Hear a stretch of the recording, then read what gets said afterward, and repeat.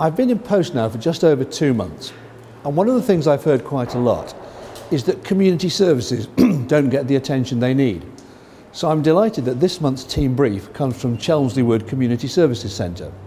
I'm going to start with my 3 favourite topics of clarity, quality and staff engagement, and then at the end of this I'm going to interview Summer Matthews, who's the senior district nurse here, and amongst other things I'm going to be asking her what's the story about raising money for Jade, who's got a relative who plays for Aston Villa, and which 2 nurses won an award from the Birmingham Mail.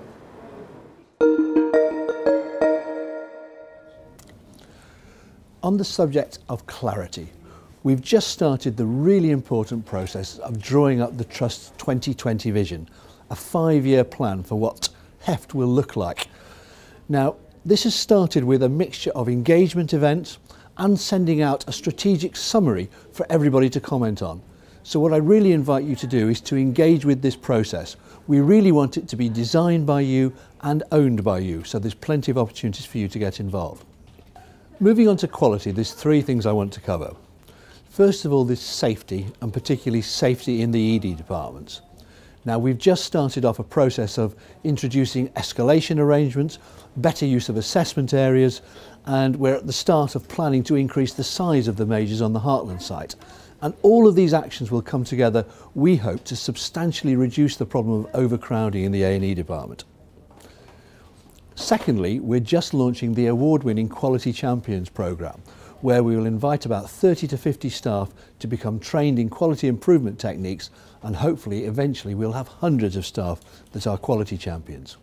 And thirdly, we've joined a national programme called Sign Up for Safety, where we commit ourselves to patient and staff safety. And finally, on staff engagement, there's a little bit of good news to report. This is because we did the National Staff Survey back in December, and at that point 45% of you would recommend Heart of England as a place to work. We've just repeated that in March, and the figure has gone up to 51%. Now, it's not a big move and it's not a big sample, but it's nice to see something that looks slightly encouraging. And of course, there's a whole load of events happening on staff engagement over the next 2 months. And you can see from this list here, there's a range of general listening events and specific listening events, and I would urge you to take the opportunity to come along to one of these.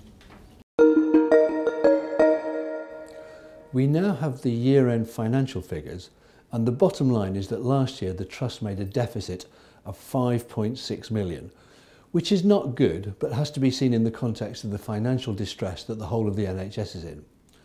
The deficit comes despite the fact that income was £3.6 million was above plan, but we made a deficit because expenditure was also £11.2 million over budget, and we achieved a CIP shortfall of £7.6 million.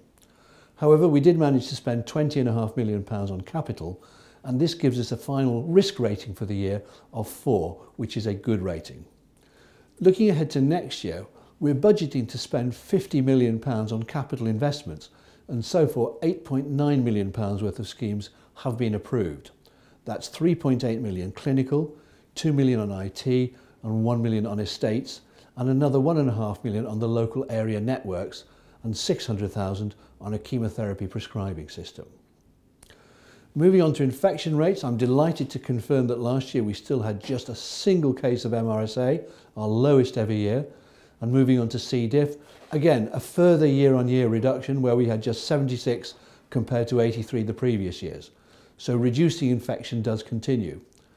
Now, for the first time, I'm starting to report the number of serious harms that occurred. And last month we had no never events, we had 2 avoidable hospital-acquired pressure ulcers, 8 serious falls, as I've already said, no cases of MRSA, 8 cases of C. diff, 11 of MSSA, and 4 of E. coli. Going back to falls, you might not be aware, but 1 in 4 of the clinical incidents that happen in the hospital are falls. So we're taking this very seriously and launching an awareness programme led by Bridget Leach, who is the head nurse in relation to the falls service, and we're also expanding her team. Now, I'm pleased to be able to say that there have been some considerable successes for the Trust in the recent Solihull Awards. The Dementia Discharge to Assess Ward team was nominated for the Dementia Friendly Service of the Year. Mandy Hannigan was commended for her dedication and commitment, and she won the Care Professional of the Year. And Phil Hall, who's a senior dementia nurse at Solihull, he was named the Health Professional of the Year 2015. And Phil was commended for his dedication and passion for improving the lives of older people with dementia. So many congratulations to all those three. And just a plug, coming up, it happens every year, it's International Nurses Day on May the 12th, and we will be celebrating alongside the rest of the NHS. Here I am with Summer Matthews. Summer's been a nurse for 15 years, the last 13 as a district nurse, and she's now the senior district nurse on this site. So tell me, Summer, what are the main services that you provide here? Well, we look after housebound patients and try and promote independence. So basically we do everything from diabetic care to end-of-life care. Wound care is a big part of what we do, and prevent patients from being admitted into hospital unnecessarily. I see. And what are you most proud of? I'm proud of the staff in the team. It's been a difficult time. We had two teams that had to merge together. We were struggling with resources. We've got a lot of sickness and vacancies in the team, but we've worked really hard to build bridges, improve relationships with GPs and multidisciplinary team members, and we've got a really happy, hard-working team providing a good service for our patients.